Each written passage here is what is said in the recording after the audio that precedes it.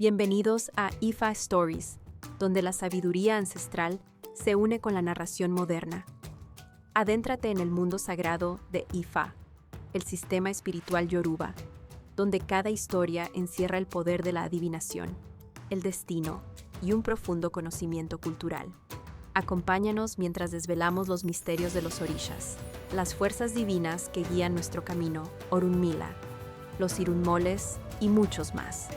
Cada historia es un puente entre el pasado y el presente, tejiendo lecciones atemporales que inspiran, iluminan y transforman.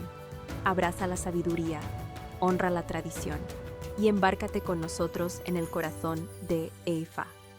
Suscríbete ahora y deja que las historias te guíen. Para explorar historias yoruba completas, enseñanzas de Ifa y sabiduría ancestral, visita nuestro sitio web www.ifastories.com. Da un paso en el camino sagrado para acceder a más recursos e información. Semeji vivió más tiempo que cualquier otro Olodú.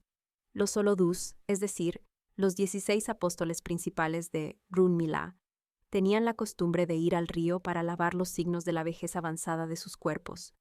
Después de cada baño, con frecuencia salían luciendo varios años más jóvenes que su edad real. En una de sus reuniones semanales, los 16 Olodús acordaron la fecha en la que irían al río para su sesión anual de limpieza.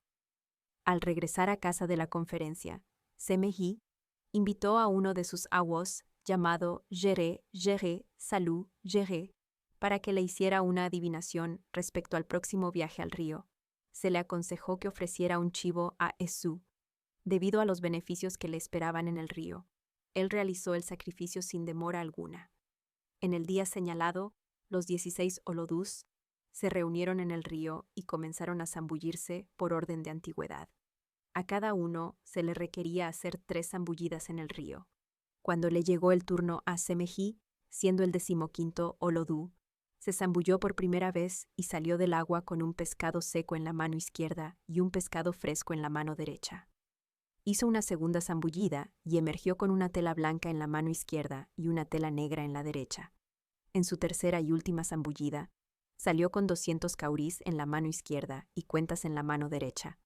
Los otros Olodús lo acusaron de estar haciendo magia, pero él lo negó diciendo que ni siquiera sabía hacer adivinación, mucho menos magia. Al llegar a su casa, reunió a todos sus awos sustitutos y les pidió que interpretaran los hallazgos que había traído del río. Ellos le dijeron que los pescados indicaban que viviría lo suficiente como para disfrutar de todas las cosas buenas de la vida.